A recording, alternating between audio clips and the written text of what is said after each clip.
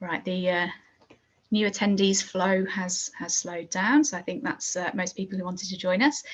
Welcome all, good morning, welcome to the Frontline Network conference. Hope you were able to join this morning's opening session, but if not, the sessions, as you can see, will be recorded, so you can catch up on things at a later date when they get uploaded to the website. So do keep an eye on it and catch up on anything that you felt that you missed. My name's Zoe. I'm based at Coventry Citizens Advice, where I run the Coventry Frontline Network, and I'm here to host a session with Claire Donovan from End Furniture Poverty and Christa Maciver from Justlife Foundation. Welcome both. Hello. So as you can see, we're here to talk about accessing support and resources for people living in temporary accommodation. It's certainly a topic that shows up in our annual survey. So we have a survey every year where we hear directly from you as frontline workers what sort of issues you're seeing and how easy or difficult certain areas of support can be. We know that sometimes we see unfurnished properties being provided to people, whether that's as temporary accommodation or indeed the wider kind of range of accommodations, so where people may be moving on from homelessness or other situations, they may be able to access accommodation, but in many cases we see that almost as an empty shell. So there may not be furnishings, white goods, household goods, even flooring, curtains, the kind of thing that makes accommodation not just a house but a home, so somewhere that people can feel stable and settled and actually want to sustain their tenancy. So we thought we'd pull together some resources to help you access, sort of know what's out there, what kind of support there is in terms of accessing furnishings, floorings, those kind of goods.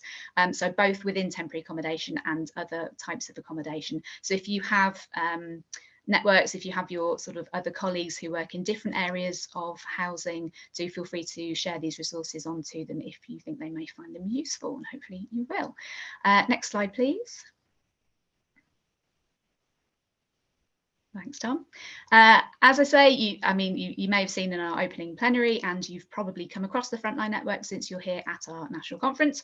But if not, a very brief overview that we are a free-to-join UK-wide network which supports workers in the public, statutory and voluntary sectors. So if you work on the front line with people experiencing homelessness, our network is here for you, to hear from you as frontline workers, share your ideas and expertise. We're all about knowing that when you do the frontline role, you know what works and you know what needs to change. So we're really keen to connect you, build a community of frontline workers and join together. I can see some introductions in the chat. Please do use the chat. These kind of sessions are all about connecting with who's out there, let people know what you do, get some support from colleagues and peers across the sector. If we can help you connect and come together, that's what we're all about, really. So yeah, we do have some funding available, and we're here to kind of build a community, share resources. As I said, we are free to join. Loads of resources on our website, so do have a look at frontlinenetwork.org.uk at the end of this session. Next slide. And I'm Zoe. As I say, I'm based at Coventry Citizens Advice. So we've been a local partner of the national network since 2017. Based in Coventry, so our kind of focus is Coventry, but if you work in Coventry and Warwickshire, if you work in the West Midlands Combined Authority, or those areas sort of bordering that region, we are probably your nearest local partner. So feel free to get in touch if you'd like to connect with frontline workers in the Midlands area and replicate what we do at a national level on a more local level to stay connected and build those links. There are mailing lists that you can sign up to both for the Coventry network and nationally as well. These slides will be shared. I should have said at the beginning, it's your classic conference question: will the slides be shared? Yes, they will. The links probably don't work on your screen as you can see them, but when we share the slides around, then you should have access to them, and that should all work for you. So yeah, as I say, similar to the national network, we're here to connect people, share what you know, share information, amplify your views up to decision makers when there's consultations and ways for you to have your views heard. And a strong focus of the network, as you can see from today, is to support frontline worker wellbeing as well. So lots of sessions this afternoon for supporting you within your role. Thanks, Tom. Next slide, please. Thanks very much. As I say, we're based at Coventry Citizens Advice. I'm sure you have come across Citizens Advice. It's a very well-known organisation, so we're part of the national network across England and Wales. What you may not be aware of is that each local Citizens Advice office is its own independent charity. So we all provide free, independent, confidential advice to the public, but we have different projects, different funding, different relationships and ways of working with the local authorities. So you may not find the same projects and the same kind of services in every area, but hopefully you have got a Citizens Advice near you. And there are, of course, other independent advice charities out there as well. One thing that is constant and consistent across all local Citizens Advice offices is if you talk about how to access furnishings and floorings, white goods, carpeting for people who are moving into new tenancies, whether that's from homelessness or from fleeing domestic violence or moving on from other situations. It's such a hot topic. It's a common theme that all our local offices see when they're helping clients who are very similar to clients that homelessness agencies will be supporting, people with a low income, perhaps with few savings, a small social network. They don't have places to sort of call on for help in some cases. This is something advice services are here to help with, and they see this on a daily basis.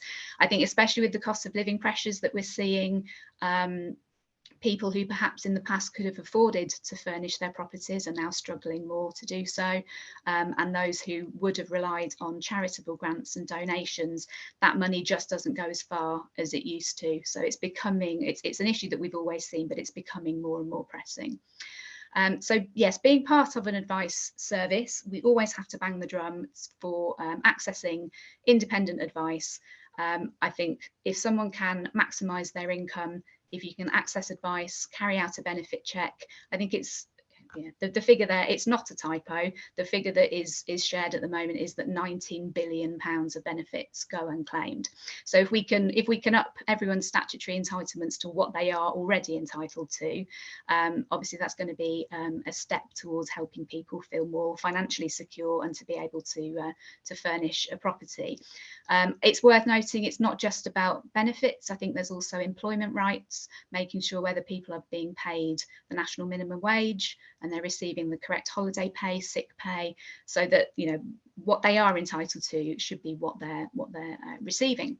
In lovely big font there is a reminder that if you need benefits training but you don't have a budget for that, we have a Frontline Network training fund. So if you are a member of the Frontline Network, the national network, you can then apply directly to a training fund. So there is welfare benefits training out there from Child Poverty Action Group, there's training from Homeless Link, Shelter, all sorts of providers out there, but it can come with a cost, and that can be a struggle, as we know. So the Frontline Network Training Fund is there if you feel that you'd like more training on welfare benefits or any of the other issues that we talk about today, or that you use in your frontline role. So I think following on from income maximisation, again, with advice services, they may well look to help reduce someone's expenditure. So if what they've got coming in doesn't cover the bills, there may be ways to reduce that. Some thoughts to bear in mind. I know in Coventry we have a water fund which can reduce somebody's water bills by 90%, for example. There are social tariffs for internet and phone providers. There's tricks of the trade out there that I think advice services would be able to help with, and some of the resources that we'll share today may be able to help with as well. And I guess the final part of the puzzle from the advice service perspective is debt management. Would like to stress that any debt advice clients access should be accredited debt advice, but there may be ways, again, to reduce people's outgoings. It may be council tax arrears, it may be arrears from previous tenancy, credit card bills, all those kind of things. So to really take a look at the holistic view, I think is a step that we need to take, looking at that figure of 19 billion. Christa, I saw your eyebrows raise a little bit there. It's a huge number. So there is support out there in some cases that I think we need to be making sure we access, so that we can show that we've explored all of those areas before we move on. However, as we know, particularly with cost of living pressures and just the wider sector that we're working in, we know that that isn't always going to be enough. So we do have lots of resources. Claire, it will be over to you in a while to share the great work that you do with End Furniture Poverty, with making sense of the patchwork, I'm guessing you're going to use the word patchwork, of various support that there is there across the country once those kind of statutory entitlements have been explored and exhausted. Next slide, please. Lovely, right. Through the wonders of technology, we should have some polls for you now. So thank you for all your comments in the chat. We'll have a read through and pick up any questions. I should have said there is a Q&A box as well. So there's questions where you can, at the point where you can request questions for us to discuss as we move on. There we go. Our poll has arrived. Thank you, Tech Angels. Yes, we'd like to get an idea in terms of accessing household goods. So thinking about white goods, furnishings, floorings, curtains. Do you support people to access those kind of goods, and how often do you undertake that kind of work? If you do access people to support those goods, what's the usual type of accommodation that you're helping people with? There may be some overlap with some of these, so I guess pick the one that fits best for the client group that you're supporting. And question 3, have you helped clients to access what I refer to as local welfare provision? You may know it as something else in your area, which is probably part of the problem. So there's 3 options of that, whether you are not aware of that provision or then yes or no. Right, I'm getting a message saying, so there's a message, I can't vote, so I have to wait for the poll to take place. Hopefully that is showing for everyone. I'll just check the chat in case there's any problems. Yeah, nobody's saying that they can't. Oh, I can't see the results of the poll. Should they appear on our screen somewhere? Oh, that's a shame. Oh, polls failed. Oh no. Oh dear. Technical difficulties. Sorry, people. Yeah, well, hopefully we can get the results for the poll to give us a view of who's attending and perhaps get an idea of how relevant and how useful the session is. I'm going to assume that since you saw the session title as being about temporary accommodation and accessing provision, that you are probably interested in the topic and it's something that you do on a day-to-day basis. But yeah, we'll pull out the poll details at a later date. Claire, I'm going to have to bring you in to cover our technical faults. Oh no, there we go. Marvelous. Thank you, Tom. Yeah, the Tech Angels have rescued us. There we go. Yep, so we are getting some results there now. So yes, people are regularly or sometimes, almost all of you, yeah, so 90-odd% are accessing household goods, furnishings, and flooring. So you are in the right place. And Claire, you are speaking to your audience. Excellent. Who are very interested in this. And that is, primarily social housing, so housing associations, councils, registered providers, and a fair chunk, so a fifth of you dealing with temporary accommodation as well. So again, we're in the right place. Okay, yep, so 70% of people have accessed local welfare provision, but 30% haven't heard of it. Or may well know it as a different name because it's sometimes referred to as something else. So Claire, I think that sets the scene quite nicely for you. It sounds as if we've got people here who will be very interested in what you have to say. So I will hand over to you. I will monitor the chat.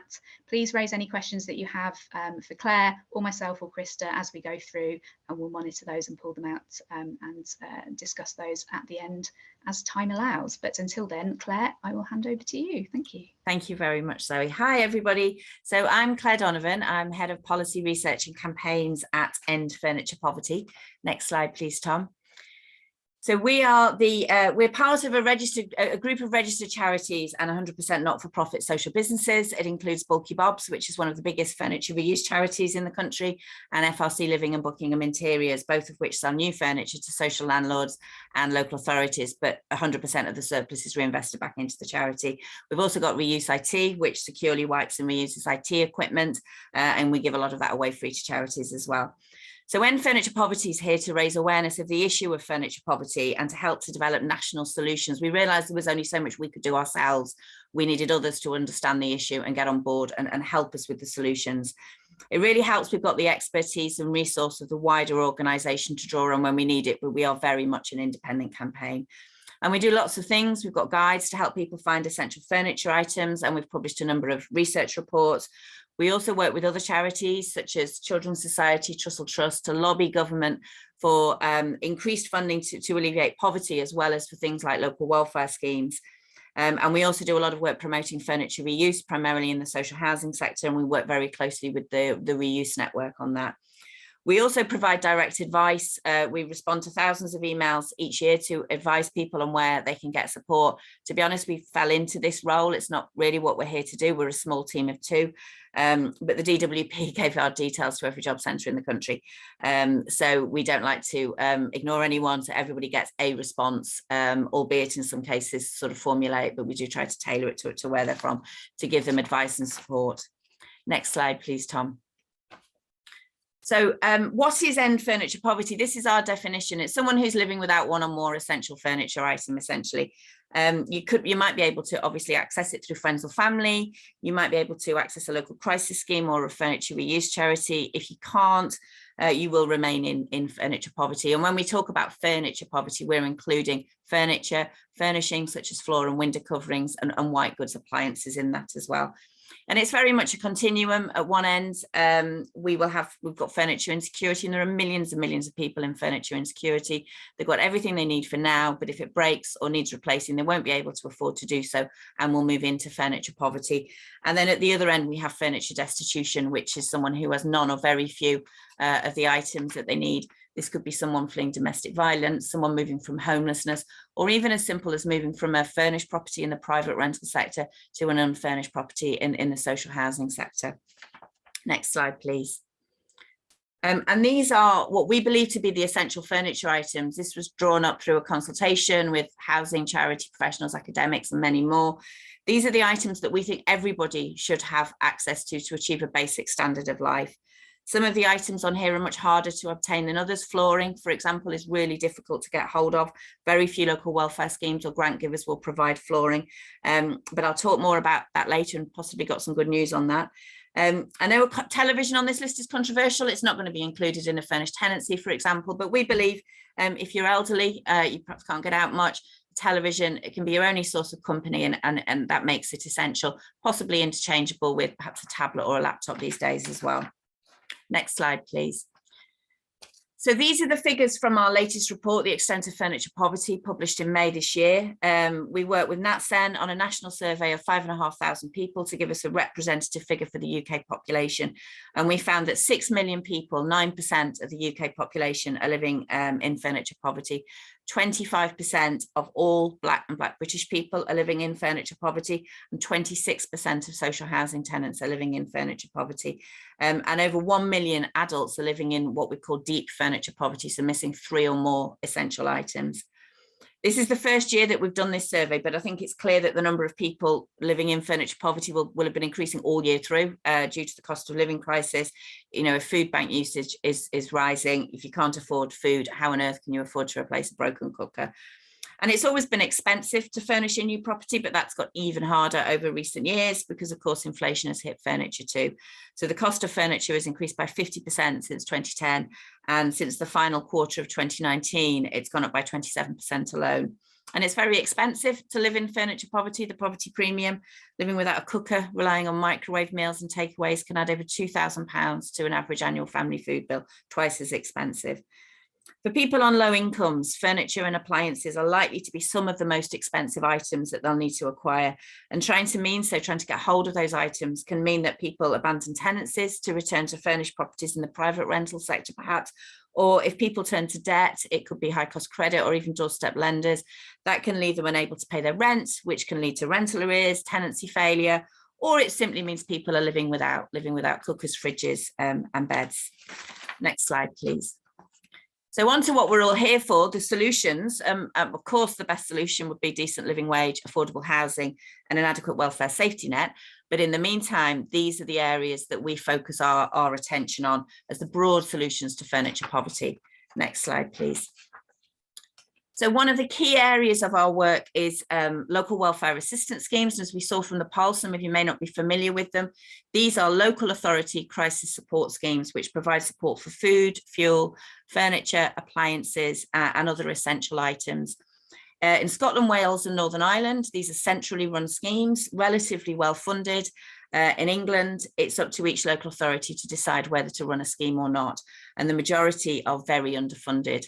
And many social landlords will direct their tenants to this type of support as well. On our website, we have a local welfare finder. So you can put in the name of your local authority. It's the upper tier local authority, so county councils rather than district councils. And you'll get a direct link to the information on that website if they do have a scheme. There's also a link where you can put in a postcode if you're not sure what the local authority is as well. If you find a link that's wrong, please let me know, because we find that local authorities are changing their crisis support options all the time due to the household support funds. The pages are changing, so let me know if you spot one. Our third report on local welfare was published late last year, and it showed that there are now 35 English local authorities who've closed their schemes, and that's left over 14 million people unable to access this type of support. As Zoe said, it's a patchwork, and it's a real inadequate patchwork, unfortunately. We know local authorities had to find over £3 billion worth of further cuts before this financial year. And of course, local welfare, as I've said, isn't a statutory service. So we believe it will have suffered further cuts.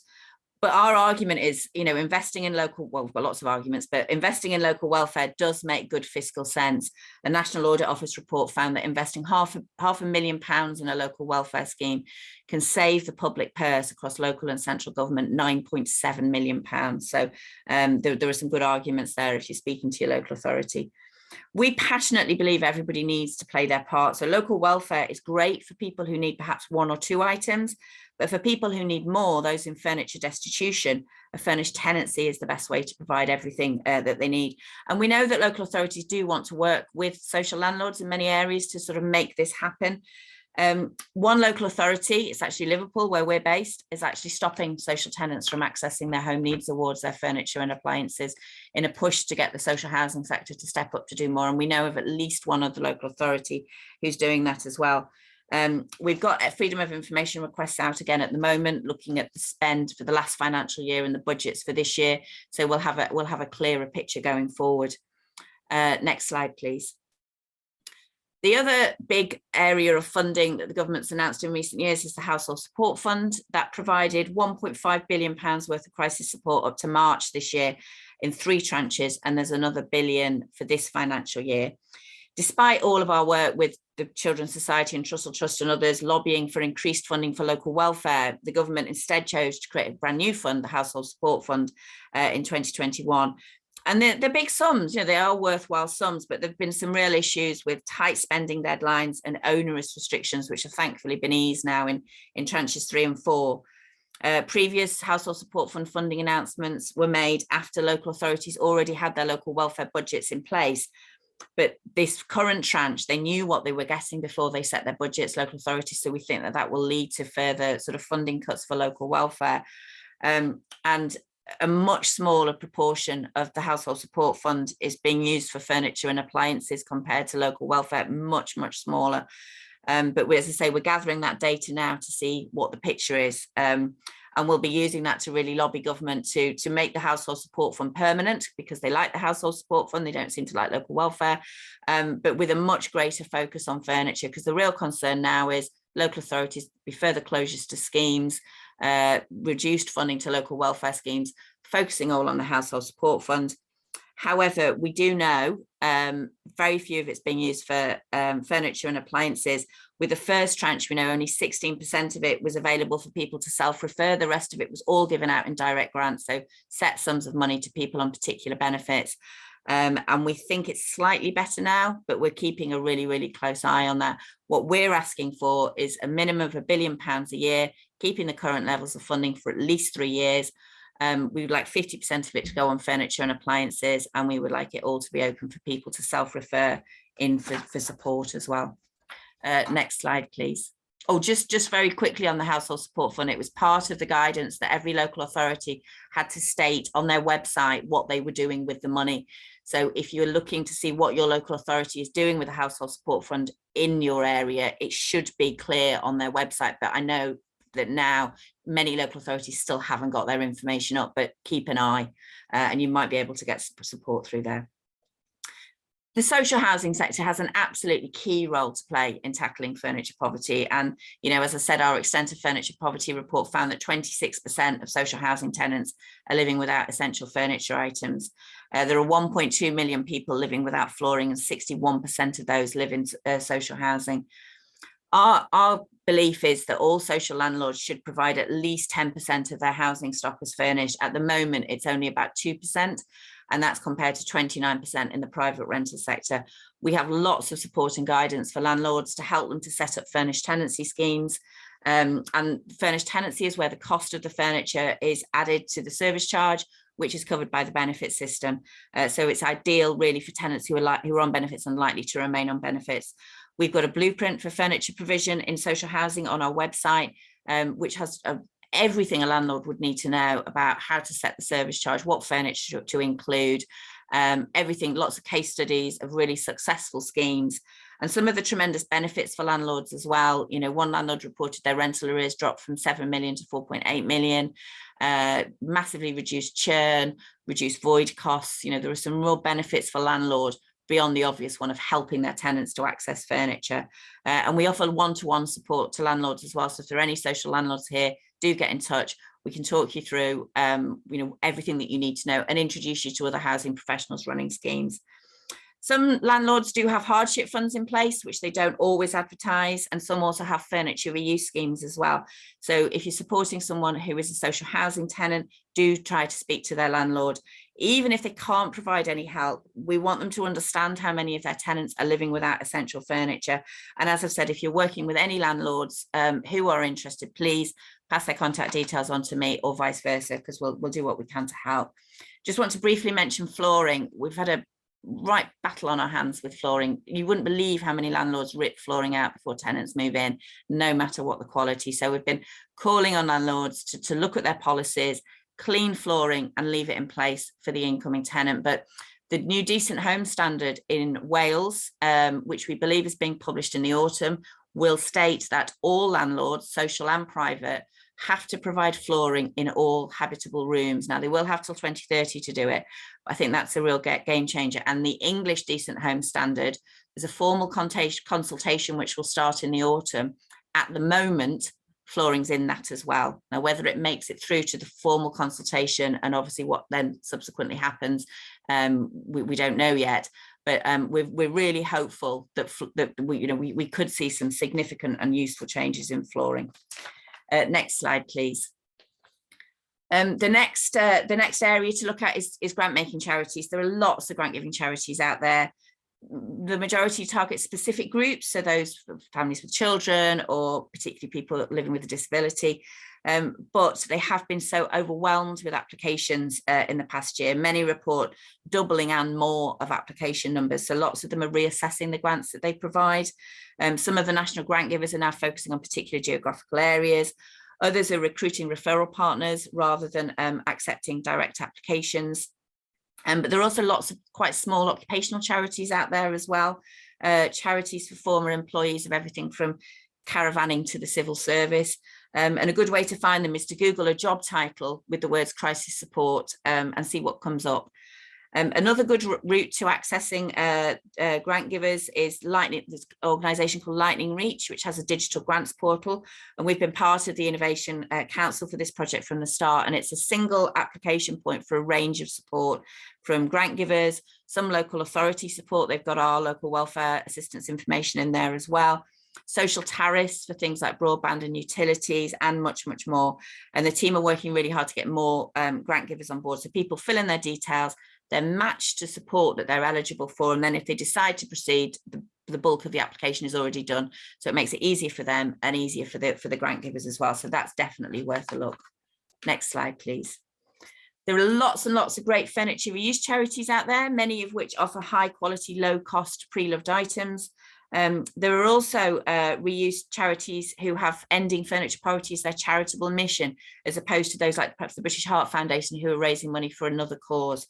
So those who focus on ending furniture poverty, most of them are members of the Reuse Network, and their website has a really handy tool. If you put in a postcode, it'll tell you who's in the area.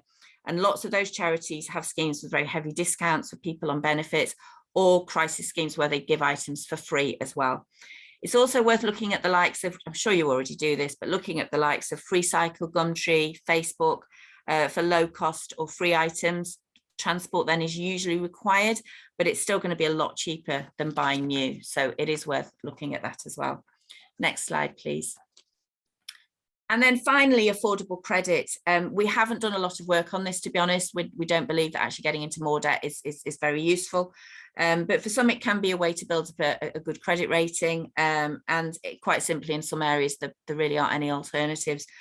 So look for the likes of credit unions. Fair for You and Smarter Buys are worth a Google and worth a look. Both there to support people, and both have quite sort of decent schemes to help people to get items. Next slide, please.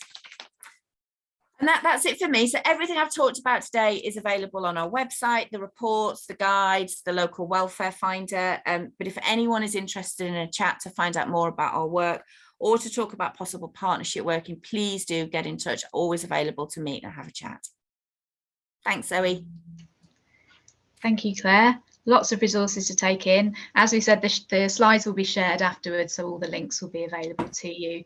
And as Claire says, all on the End Furniture Poverty website as well. Lots and lots to take in there. We do have one question. I think End Furniture Poverty, are you based England and Wales? Yes, we cover the whole of the UK. So we've got advice on the fund in Northern Ireland, as well as the Scottish Welfare Fund and the DAF Discretionary Assistance Fund in Wales. And we support social landlords in all of those areas as well. So yeah, great. Very much nationwide. Lovely. Yeah, so the question was specifically whether those charities and grants are applicable in Scotland. I suppose so. So your resources cover the ones that are, and then some will be locally based, some are. Yeah, so we've got all the Scottish local authorities on our website. The grant givers, as I say, it's such a patchy situation and very rapidly changing. The Turn to Us website's got a grant finder tool that's worth a look as well. But to be honest, with grants, it will require a little bit of detective work these days. Yes, yeah, I think as you say, it's like profession based or specific disabilities or children in the household. There's all kinds of different qualifying criteria around there, so it's just a case by case basis, I suppose. Yeah, we've had another question in asking about whether you have any resources about finding phones for clients. You touched on perhaps whether a television might be replaced generally, or whether a laptop or IT access is going to become, I think we talked before, whether it's kind of number 11 in the top 10 list, isn't it? IT access. Yeah. So we have done some work on digital poverty, partly connected to Reuse IT, that part of our charity that does IT equipment. To be honest, no, we don't have any specific information, but I can find out. I'm sure I can find out and have a look. I mean, some local authorities have had some decent schemes, and I think the pandemic led to a lot of, raising of awareness of lack of digital access in many homes, and some local authorities got on board to look at that. A lot of the reuse charities do. There are members of the Reuse Network who know do things like Chromebooks and things like that. Usually there's a charge, but it's heavily discounted. And some local authorities will support with digital access, whether through the Household Support Fund or local welfare or separate schemes as well. And definitely look at social tariffs as well, because they all have social tariffs. Yes, I'll pop a link in the chat. There is Good Things Foundation. Yes, that's a good place to start. Yeah. I mean, a shout out within Coventry City Council have literally in the last week, I think, launched a device bank. So the Good Things Foundation offer free SIMs, so agencies can become like a distribution agency to provide SIMs to their clients, so SIM cards to access the internet to their clients. But then there's the device side as well, and yeah, we've just got a device bank launched here, which agencies can access both for their own use and to distribute to clients. So yeah, good news to be able to share, certainly in Coventry, and might be some best practice to look towards if people are interested in trying to influence their own local authority, that might be something they could investigate and pursue. And people are sharing a couple of links in the chat with further resources as well. So we'll gather all of that together and make sure that's shared after today's event. Thank you very much. Do you think local welfare provision and those kind of all the grants searches, we know there's so much there. Do you think there's more to do in terms of making that more accessible for people who don't have digital access? Is it very much a digital landscape? Yeah, so in our, I think it was not our last local welfare report, but the one before, we looked very much at accessibility. We looked at the methods that people could apply, you know, in person, over the phone, online. And that's definitely one of our asks to central government when we're talking about long-term increased funding, is accessibility as well. We believe it should be available to access across all three forms. And then the other thing you mentioned at the beginning is the plethora of names. And I think, you know, I think some of the changes are helpful. So the call on local authorities to put crisis support on the homepage of their website. For that report, a couple of reports ago, I went through all the websites to try to find how easy it was to find a local welfare scheme if you didn't know that it existed, and it was nigh on impossible. But that is getting easier now. But as I say, do use the local welfare finder on our website, which should get you straight there. But no, absolutely, I think digital access is an issue which is going to continue for some time unless something's done about it. Yeah, absolutely. One final question from me then. If there are further questions for Claire, do pop them in the Q&A in the next minute or so. Otherwise, I will ask my third question. Do you think in terms of sort of donations and second-hand goods, I suppose particularly charitable donations where it's not gone through a second-hand shop like British Heart Foundation, are there risks there with sort of PAT testing, safety testing? Is there sort of a general guide for whether? Yeah, so if you look on the Reuse Network website, there's information there on what you need to do. And there is obviously legislation that you need to follow. Upholstered items must have a fire label on. And there are some issues around upholstered items at the moment, which I won't bore you with, but they're to do with the chemicals that were used for fire retardancy in the past. So they have to be marked as for donation. You can no longer lift them out of a waste stream, for example. And with regards to electrical items, absolutely, they need to be PAT tested now. The legislation is now changing for social housing. It's not quite in yet. So for example, if they had a furnished tenancy scheme where they had sort of new items in the scheme, there was no requirement to regularly PAT test them. That is coming in now, obviously post Grenfell. Yeah, PAT testing is a must. So, you know, I mean, our view, and having a furniture reuse charity ourselves, you know, we will always look at an item and say, would we want that in our home? And if the answer is no, then we won't do anything with it. And I think it's about giving people good quality items with dignity. But equally, you know, I was talking at a conference yesterday, you know, we are in a climate emergency as well. And actually, I think furniture reuse has a huge role to play. You know, we've got lots of people getting rid of good quality items. We've got lots of people who need items. We just need to get better at joining the dots. And we're fighting for regional reuse hubs so we can get industry involved more. Things like mattresses from hotel chains and, you know, take back schemes from retailers, etc. And some of that already happens through the Reuse Network, but we need much more of that. So that's definitely something that we're campaigning on as well. Fantastic, thank you very much. Thanks, Claire. There's one further question in the chat that's just in the Q&A that's just popped up, whether there are leaflets that we can share with clients about the service. Kate, who's asked the question, I'm not sure whether you mean End Furniture Poverty's resources. If you could clarify that in the chat, we can maybe pick that up at the end of the session and see if there's information that we can share across the clients. Talking about digital exclusion, yes, so Kate says yes. So is there information that you would like us to share to clients about end furniture poverty? Are there leaflets and things that can help them with like the local welfare finders and things? I mean, but by all means, direct them to the Finding Furniture page on our website. As I said, we are a small team of 2, and the focus of our work is to drive that national scale change. Yes. So I think it would be wrong for us to embroil ourselves too much in frontline work, because that's not our expertise and that's not what we're here to do. But we've done what we can, because we know that there isn't much information out there. So by all means, direct them to the Finding Furniture page on our website and the local welfare finder. Just make sure people are clear that we don't provide furniture and white goods ourselves, and we aren't able to provide one-to-one support. But you know, the information, the tools are there for people to use. Yeah, so it's more a directory rather than direct sort of provision. Yeah. Lovely. Thank you very much, Claire. Thank you. We'll come back and chat a little bit more at the end if we have some more questions to pick up. Could I have my next slide, please? There you go. We've done that. Next slide, please. Lovely. Yep. Right. We'll now we know polls work, we can feel confident that this will happen. So yeah, we'll hand over to Christa in a moment, who's here from Justlife, who do a lot of work nationally regarding temporary accommodation. So we'd just like to again get an idea of who's in the room and whether this is a key topic for you. I'm guessing it probably is. A couple of questions. Do you support people who are living in temporary accommodation in your role? And again, whether that's regularly, sometimes, now and again, or not at all. And a scale of standards, how would you rate the usual standard of the temporary accommodation that you're supporting your service users with? And I suppose obviously there's going to be examples of all, I would imagine, that you've come across, but in general, what's the usual average kind of standard that you would see? And then Christa, you can have an idea of what kind of scale of standards we're dealing with nationally, which is always really useful to get that kind of information.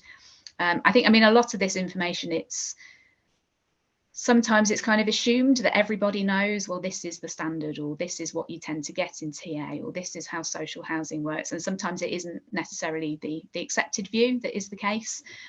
So it's always useful just to kind of take the temperature and hear, as I say, directly from people doing the job on the front line. You see it day to day. So when we're ready for those results, hopefully they will pop up on screen if people have been able to vote.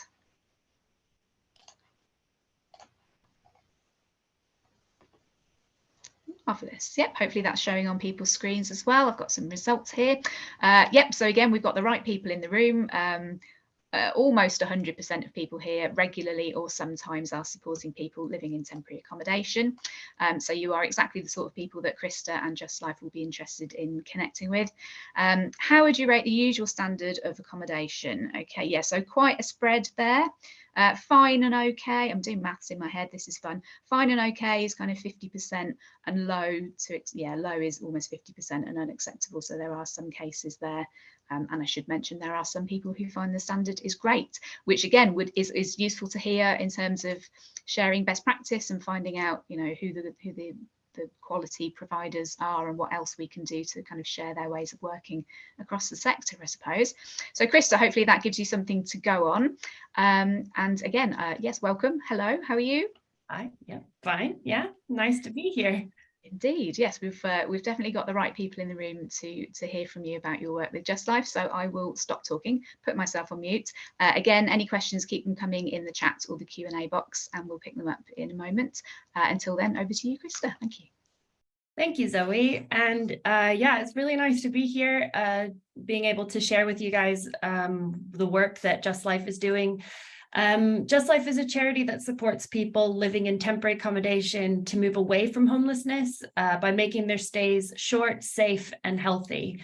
And we do this we have local frontline services in Manchester and Brighton, but the stuff I'm going to talk to you about today is the things that we do through our national work, which is around research and policy and kind of really action-focused work to try to see how we might be able to create stays that are short, safe, and healthy on more of a national scale for people who are living in temporary accommodation.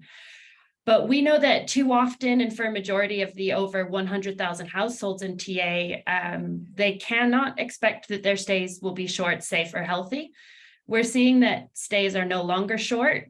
There isn't enough housing, whether they're looking for actual stock to use for temporary accommodation, or we're looking for places available for social rent or affordable places in the private rented sector.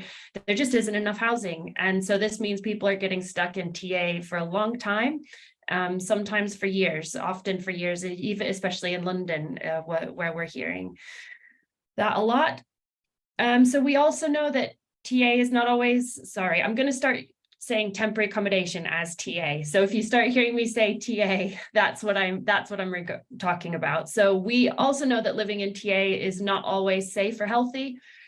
We do a lot of research within Justlife, and so we're learning still that the long-term nature of housing that's meant to be short-term can in and of itself be the source of feeling unsafe and being unhealthy. So when you go into accommodation and you expect to be there for a short amount of time, or you think you might be there for a short amount of time, but you end up being there for longer, we know that can really create issues and challenges for families and individuals who are living in temporary accommodation. Families are often placed away from their support networks. They have little income and poor cooking facilities, sometimes no cooking facilities, all the things that we've just been talking about.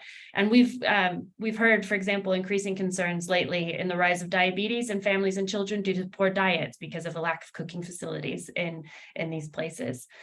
We also know TA doesn't pose the same challenge for everyone, and we've been looking a lot at the intersectional ways that temporary accommodation impacts those living in it. So whether you're part of a family with children, if you're from the LGBTQ+ community, if you have a form of disability, or you're from ethnic minorities or minority groups, TA can represent a different problem for you depending on how you go into it and your experience of going into it. So what we realize is the issue of temporary accommodation is intersectional and it's complex, and it can cause lasting trauma and health issues for those living in it. So that's kind of a bleak outlook on what people find when they come into TA. And I know that won't be the case for everybody, but these are a lot of the stories that we're hearing. But at Justlife, we really do believe that we can do things together to address these issues in temporary accommodation. And so these are things I'm going to be sharing with you today from the national work that Justlife does. And I really believe that if we're going to help change take place, we need to work collaboratively together to tackle the whole system, both locally and nationally, with a breadth of sectors. And it's that view that really informs the way we've structured our national work. So I'm going to talk about 4 different things that we use on different, in those different levels of within the whole system, locally and nationally, with a breadth of sectors. So first of all, I'm going to talk a bit about temporary accommodation action groups. These groups are what we've created, or what we suggest that people can create on a local level, that are called, that locally we're creating a network of these temporary accommodation action groups, or we also call them tags, but I'll keep calling them temporary accommodation action groups because I think we can sometimes get into acronym overload, and I'm in danger of doing that with what I'm talking to you about today. So I'm not going to continue to do that. But these temporary accommodation action groups are place-based groups that include all relevant players of your local temporary accommodation environment. So including landlords and residents, local authority housing teams, support workers, charities, people who are in health, anyone locally who might be involved with your temporary accommodation. And what we found is that can be different depending on where you are. There's typically the same ones in terms of your local authority, your landlords and your residents and the people supporting you. But in some places, your local GP may be really engaged in temporary accommodation, whereas in other places they might not be. So I think who's involved can really change depending on what area you're in.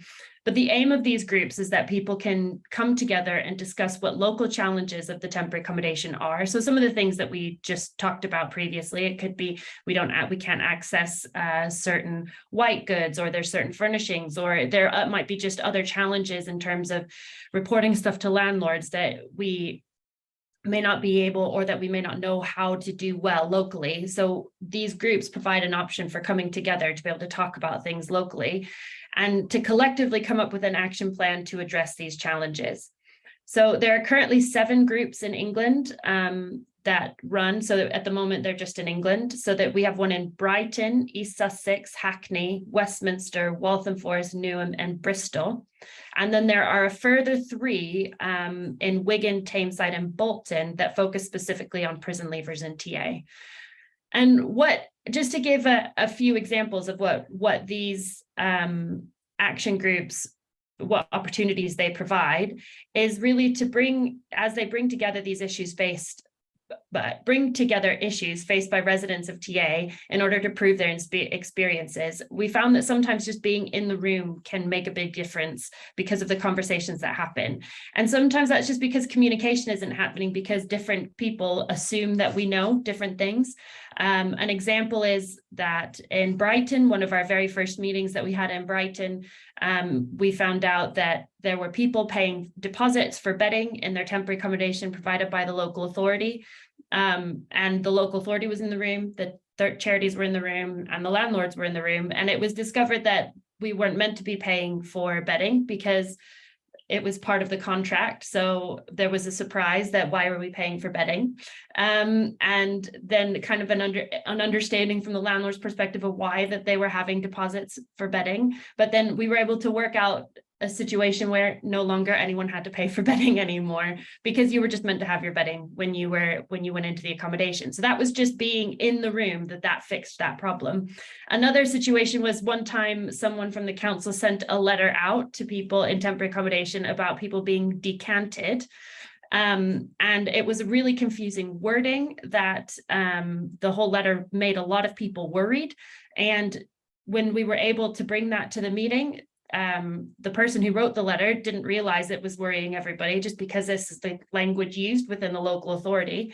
And the action group was able to rewrite some of that together to then be able to take it back to the residents and highlight that actually it's not as scary, but here's what is actually meant. So what we found is that actually we can really make change just by coming together and talking to each other, which these groups provide a space for that. Also, we've seen some other outcomes, including like reduction of eviction rates. We've created local handbook of services in some places, and also changes to license agreements between local authorities and the providers. So it doesn't just have to be kind of the soft outcomes, which are also hugely beneficial for residents, but it can be some of these outcomes as well. What I would say also is that in a lot of places, there is a disconnect between the residents and the landlords, and also knowing who to contact if you need to either complain about conditions or know who's the one who's meant to fix it, especially if there's an intermediary between your local authority and your landlord, or you have a letting agent. And often being able to sit in a space where you can talk about it and find a solution to that is really helpful. So that's kind of locally. So I mentioned before about systemic change, and we've got the locally. This is one of the ways that we're using beyond the local frontline services that will be in areas, but locally a way to kind of start making change in a local area. But we also know that there are national things that we cannot change locally, that local authorities have no power over. So this reality was an impetus for us to create the all-party parliamentary group for households in temporary accommodation. So we are the co-secretariat of that with Shared Health Foundation. So we started that together, this all-party parliamentary group, and it is a cross-party group where MPs who are interested in temporary accommodation come together to hear what some of the issues are, and we can start thinking about what we need to call on government in order to be able to change. Through that, we've been able to start talking to the Department for Levelling Up Housing and Communities about some of the changes. For example, one of the main changes we've recommended from a report that came out in January was that there needs to be a regulator of temporary accommodation. So we did a call for evidence where there was around 80 people from around the country gave some response as to what their experiences in temporary accommodation were. And from that, the recommendation that came out of that was that we need to regulate temporary accommodation because the standards are just all over the place. People don't have the same experiences, and they can have different standards when they go into it. So that's one of the things that we were looking at. We're trying to figure out where that will go, whether we were told that the decent home standards might be included as part of the renters reform bill, but it's not. So we're trying to think how does that work and where do we try to fit that in? But those are ongoing conversations we're able to have with DLUC, the Department for Levelling Up Housing and Communities, because of having this all-party parliamentary group. The other thing is that we are able to, as we learn national challenges from each of the action groups, we can feed that into the all-party parliamentary group and say, this is a consistent challenge that we're finding across the country. What our all-party parliamentary group has also recommended in the report that came out is that we need to have basic facilities and adaptions provision in temporary accommodation, that there needs to be support for housing officers, that we need holistic support for homeless households. We need to be able to have a notification system, so when someone is placed somewhere, the relevant people who are supporting them can know about it. Transport access is a huge thing. When families are placed somewhere else, you know, how do they get access to schools? I believe children can have bus passes to get to schools, but parents can't. So it's things about that. And also trying to understand and mapping out of area placements. So this is a ongoing work that we're doing with the all-party parliamentary group, and I'm happy to talk further about it at some point. But it's a way that we can try to feed in these national structural changes that local areas have no control over. So that's the all-party parliamentary group. And then finally, just to end on, we also have the this temporary accommodation network, which is basically just trying to connect a bunch of people who are working in temporary accommodation together to be able to share good practice, talk about what's happening in the action groups, see if anyone else is interested in action groups, being able to feed updates about the all-party parliamentary group. And we've been lucky enough to receive some funding through the Frontline network to, as part of that temporary accommodation network, create specifically a temporary accommodation Frontline network, which was just launched a few months ago. And it aims to connect frontline workers working with those in temporary accommodation and emergency accommodation, to connect them to each other. And also for us to really understand what unique challenges and needs that you might face, so that we can discover how best we can support you. Because like I mentioned previously, that, you know, we think change can happen, but that to make a whole system change happen, it has to happen locally and nationally, and as we collectively work together. So that's kind of the backbone idea of all these things that we do, about providing an opportunity for local action groups, the temporary accommodation action groups, feeding into the national temporary accommodation all-party parliamentary group, and having the TA network and the TA Frontline network. And I'll just end on, some of you might have our newsletter. We have a temporary accommodation conference that we've been planning for this year. Was originally planned on the 20th of July, but because of the train strikes, that has had to be postponed. So we'll be updating everybody on that, and that will now be on the 26th of September. All of the resources that I've talked about and other information will be available through a QR code at the end, and my email address will be on there too. So you can email me if you have any questions. I think that's a whistle-stop tour. I'll hand back to you, Zoe.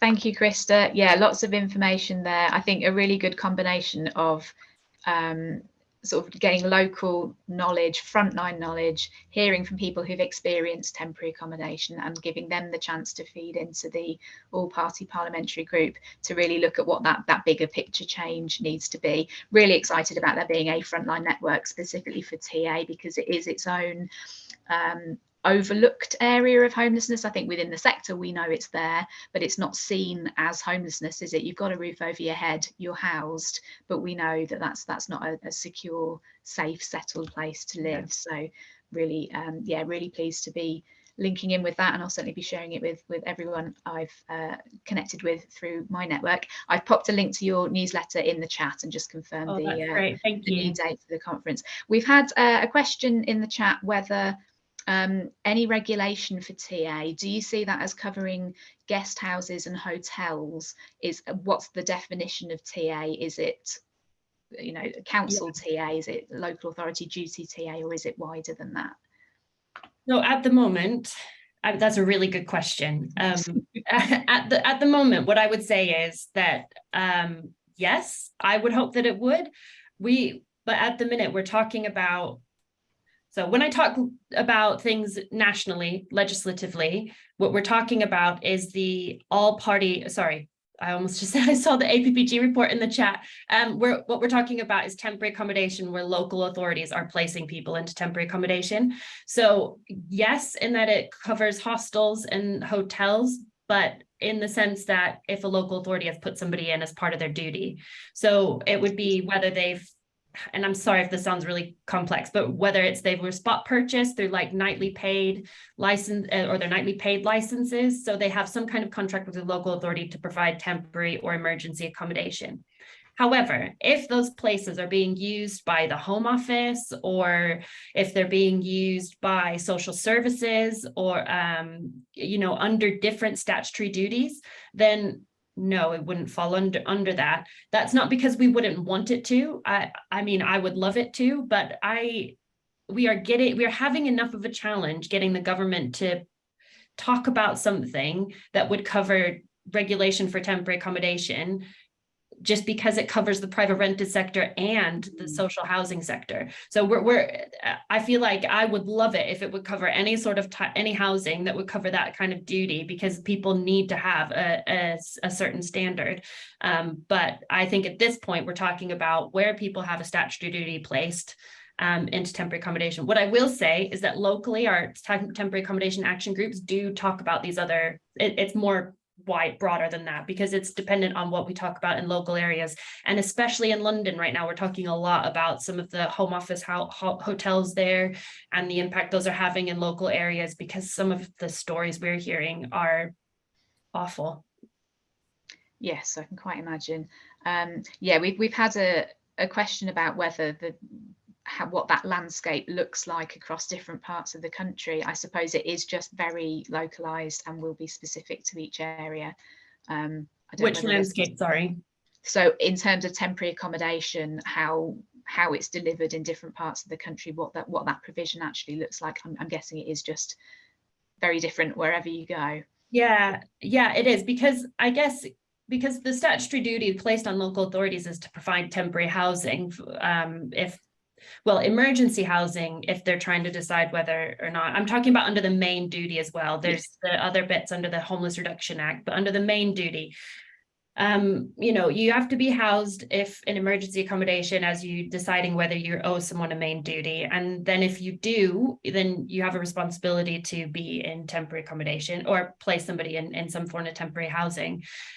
I mean, but what that looks like will depend, like practically, it will depend on different areas. In London, a lot of what's happening now is that you have letting agencies that are being the kind of private broker, and they'll bring a lot of private rented sector properties in, and the landlords may not even really know what their property is being used for, but it's a bunch of properties that are being managed by this place, they're being paid by the local authority. So that's confusing for the people who are living in the accommodation, because it is temporary accommodation, but who is the person who's responsible? Is it the letting agent? Is it the landlord? Is it the local authority? You sometimes also have social landlords who are that individual as well, and they also let private landlords will let them their properties, and social landlords will be the managing agent. Sometimes you've got individual landlords who have a few properties and they're just bed and breakfast houses of multiple occupation. I do think it will start to change, especially with some of the HMO licensing rules that have been coming out around asylum seekers. I mean, we're also seeing that the bottom of the housing market, the kind of the below the 30%, which is where a lot of this accommodation will be, because it's where the cheaper accommodation is. We're just starting to lose it because people are either moving to a different sector or they're trying to sell it.